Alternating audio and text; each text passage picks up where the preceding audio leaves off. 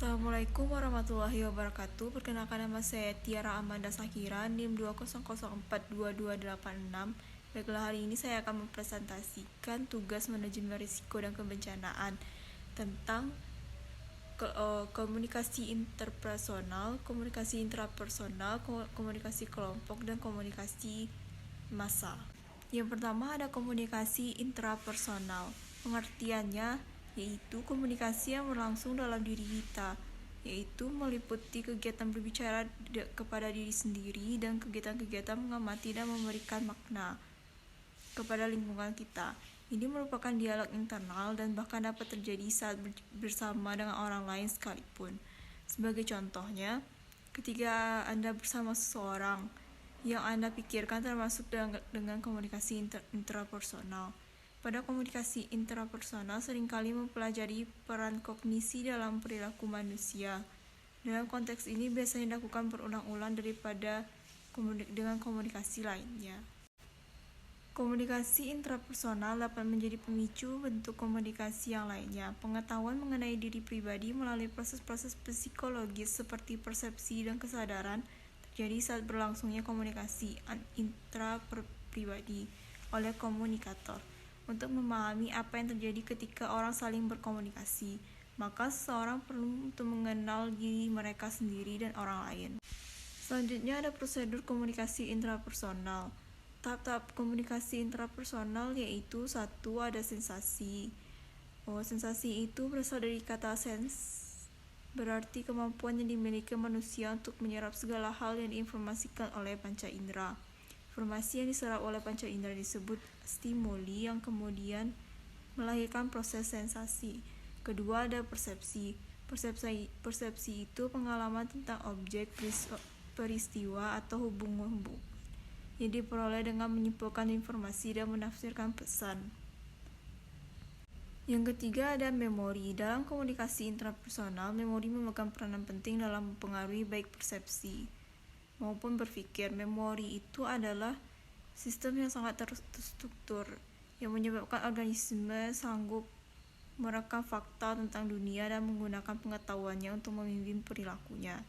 Yang terakhir ada berpikir, yaitu mengolah dan memanipulasi informasi untuk memenuhi kebutuhan atau memberikan respon. Secara garis besar ada dua macam berpikir, yaitu autistik dan realistik. Dengan berpikir autistik, orang melarikan diri dari kenyataan dan melihat hidup sebagai gambar-gambar fantasi. Selanjutnya, karakteristik komunikasi intrapersonal. Ada 4, yaitu yang pertama, berfokus pengolahan informasi yang didapat seseorang dari peristiwa-peristiwa yang terjadi. Yang kedua, terjadi ketika seorang individu sedang dalam keadaan ragu atau bingung. Ketiga, melibatkan alat indera, karena di dalam komunikasi intrapersonal akan terjadi proses penyimpanan informasi dan pemberian makna terhadap apa yang terjadi dalam diri seseorang. Dan yang keempat, dapat memberikan perubahan di dalam diri seseorang, baik yang bersifat positif maupun negatif. Tujuan komunikasi interpersonal: 1. Menyampaikan informasi. 2. Berbagi pengalaman. 3. Melakukan kerjasama. 4. Menceritakan kekecewaan atau kekesalan. 5. Menumbuhkan motivasi. 6. Sebagai sarana pembelajaran. 7. Mengenal diri sendiri dan orang lain. 8. Komunikasi antar pribadi membantu kita dalam membentuk suatu relasi. 9. Melalui komunikasi antar pribadi kita dapat mempengaruhi individu untuk melakukan sesuatu sesuai dengan apa yang kita inginkan. Yang 10. Melalui komunikasi antar pribadi kita dapat mengakrabkan diri kita dengan orang lain. Contoh komunikasi intrapersonal yaitu ketika Anda ingin membeli sebuah es krim di sebuah toko, Anda melihat ada banyak pilihan rasa es krim di toko tersebut. Kemudian Anda berpikir untuk memutuskan rasa seperti apa yang Anda inginkan. Apakah Anda ingin mencoba rasa baru atau membeli rasa favorit Anda? Mampu berdialog dengan diri sendiri menunjukkan bahwa kita mampu mengenali dan memahami diri kita. Dengan begitu kita dapat belajar bagaimana kita bisa mengamati dan memberikan makna kepada lingkungan. Yang kedua ada komunikasi interpersonal.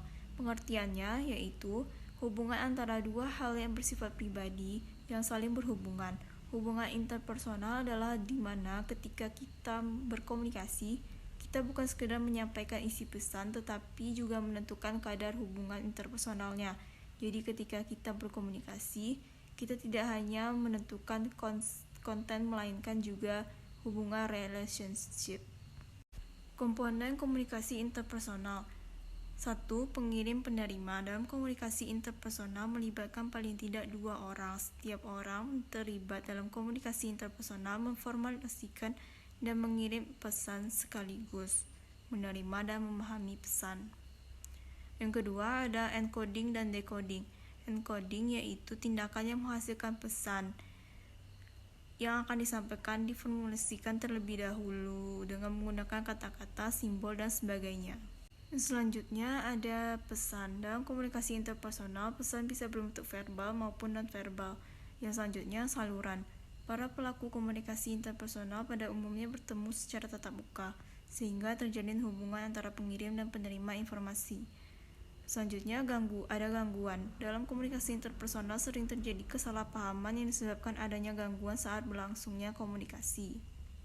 Yang selanjutnya ada umpan balik. Umpan balik sangat penting dalam komunikasi interpersonal karena pengirim dan penerima secara terus-menerus dan bergantian memberikan umpan balik baik secara verbal maupun non-verbal. Lanjut, ada bidang pengalaman. Komunikasi akan lebih efektif bila para pelaku yang terlibat dalam komunikasi mempunyai bidang pengalaman yang sama, sehingga pembicaraan bisa berjalan dengan lancar. Lalu ada akibat dan etika.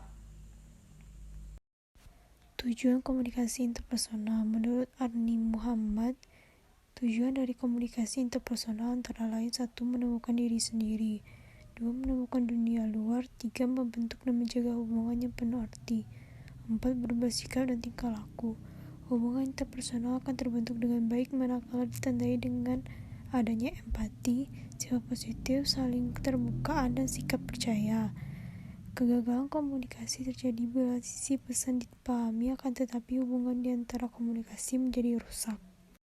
Sedangkan menurut Bovi dan Thiel, dikutip dari terjemahannya oleh Joko Purwanto, ada beberapa tujuan dari komunikasi interpersonal antara lain 1. Menyampaikan informasi, 2. Berbagi pengalaman, 3. Menumbuhkan simpati, 3. Menceritakan kecewaan, dan yang terakhir menumbuhkan motivasi. Tujuan dari komunikasi interpersonal itu sendiri merupakan suatu action oriented, yaitu tindakan yang berorientasi pada tujuan tertentu. Oleh karena itu, kualitas komunikasi perlu ditingkatkan untuk menumbuhkan hubungan interpersonal. Selanjutnya ada aspek komunikasi interpersonal. 1. Ada keterbukaan. Keterbukaan dalam komunikasi interpersonal dapat dipahami sebagai keinginan untuk membuka diri dalam rangka berinteraksi dengan orang lain. Yang kedua ada empati. Sikap empati adalah adanya usaha masing-masing pihak untuk merasakan apa yang dirasakan orang lain dalam upaya melakukan pemahaman terhadap orang lain. Yang ketiga ada dukungan. Dukungan dapat berupa ungkapan nonverbal seperti gerakan, menganggukkan kepala, mengerikkan mata, tersenyum, atau bertepuk tangan. Yang keempat ada sikap positif.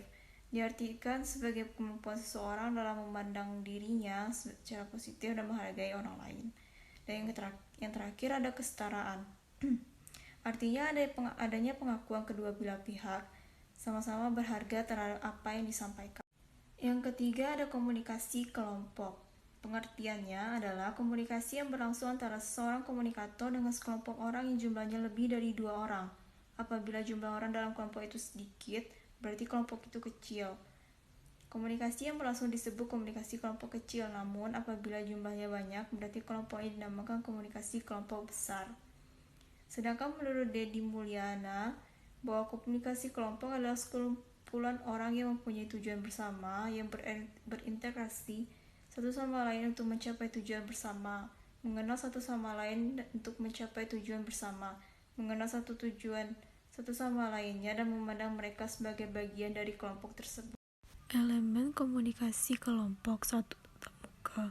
Setiap anggota kelompok harus dapat melihat dan mendengar anggota lainnya dan juga harus mengatur umpan balik secara verbal maupun non-verbal dari setiap anggotanya. Yang kedua, partisipan. Jumlah partisipan harus bersekitar antara 2 sampai 20 orang. Yang ketiga, maksud atau tujuan. Tujuan atau maksud dari sebuah kelompok akan memberikan beberapa tipe identitas kelompok. Tipe identitas kelompok tersebut dibagi berdasarkan tujuan kelompok, dibagi menjadi 4, yaitu berbagi informasi, komunikasi yang dilakukan guna menanamkan pengetahuan. Kedua, pemeliharaan diri, memusatkan perhatian kepada anggota kelompok. Ketiga, pemecahan masalah, melibatkan pembuatan keputusan untuk mengurangi kesulitan yang dihadapi. Yang keempat, mengumpulkan karakteristik personal anggota lainnya secara akurat. Unsur komunikasi kelompok. 1. Pelaku komunikasi dalam komunikasi kelompok, yaitu siapa yang berperan sebagai sumber atau dapat dikatakan pula sebagai penyampai pesan. Yang kedua, pesan-pesan yang dipertukarkan dalam komunikasi kelompok. Pesan adalah apa yang dikomunikasikan oleh sumber kepada penerima. Pesan merupakan seperangkat simbol verbal dan non-verbal yang memiliki perasaan, nilai, gagasan, atau maksud sumber tadi. Yang ketiga, interaksi yang terjadi di dalam proses komunikasi kelompok. Interaksi itu suatu hubungan antara dua atau lebih individu manusia, di mana perilaku individu yang satu mempengaruhi atau mengubah memperbaiki kelakuan individu lainnya atau sebaliknya. Selanjutnya, kohesivitas yang terjadi di dalam proses komunikasi kelompok. Dan yang terakhir, norma kelompok yang diterapkan. Keempat, ada komunikasi massa. Pengertian komunikasi massa yaitu menurut John Vivian adalah sebuah proses yang menggunakan media massa untuk memberi pesan kepada khalayak luas atau audiens dengan tujuan memberikan informasi, mempersuasi, dan menghibur. Menurut Jay Black, komunikasi massa itu sebuah proses produksi pesan-pesan secara massa atau tidak sedikit itu disebarkan kepada massa penerima pesan yang heterogen, luas, dan anonim. Menurut Joseph A. De Vito, yang pertama, komunikasi massa itu komunikasi yang diarahkan pada massa. Yang kedua, komunikasi massa itu adalah komunikasi yang disalurkan oleh pemancar-pemancar dalam format audio atau visual. Proses komunikasi massa. Komunikasi massa merupakan proses satu arah atau proses mengalirnya pesan. 2. Komunikasi massa merupakan proses dua arah atau proses seleksi. Komunikasi massa didefinisikan dalam 3 ciri. 1. Komunikasi massa pada audiens diarahkan pada audiens yang luas, anonim, dan heterogen. Yang kedua, pesan-pesan disebarkan secara umum, sering dijadwalkan untuk mencapai sebanyak kemungkin anggota secara serempak dan sifatnya sementara. Yang ketiga, komunikasi cenderung berada atau beroperasi dalam organisasi yang kompleks dan membutuhkan biaya besar. Komunikasi massa dapat dijelaskan dari 2 cara pandang, yakni bagaimana orang memproduksi pesan yang menyebarkan melalui media di satu pihak, dan bagaimana orang-orang mencari serta menggunakan pesan-pesan tersebut di pihak lainnya. Sekian dari saya, kalau ada salah dan janggalnya saya mohon maaf, saya sudahi. Assalamualaikum warahmatullahi wabarakatuh.